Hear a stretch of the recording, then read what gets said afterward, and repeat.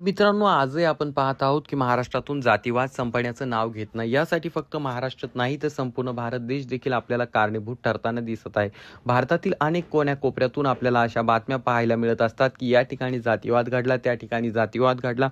परंतु मित्रांनो, जर एखाद्या जातीवादी घटनेमध्ये पोलिसांवरतीच जर आरोप होत असेल आणि पोलिसच त्या घटनेमध्ये सामील असतील आणि त्यांनी जाणून-बुजून उच्च शिक्षित तरुणांवरती जर त्यांनी गुन्हे दाखल केले असतील, तर ही सर्वात मोठी बाब आहे. आणि ही विचार करायला लावण्यासारखी घटना आहे. तर नेमकं कुठे घडले, काय घडले, संपूर्ण माहिती आपण जाणून घेणार आहोत.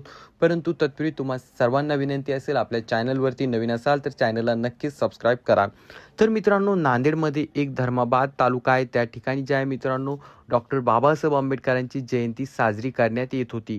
आणि जेव्हा डॉक्टर बाबासाहेब आंबेडकरांची जयंती साजरी करण्यात येत होती, तेव्हा त्या ठिकाणी असणाऱ्या जातीवादी किड्यांच्या बुडाला आग लागली आणि त्यांनी त्या ठिकाणी जे आहे थेट भीम जयंतीवरती हल्ला केला.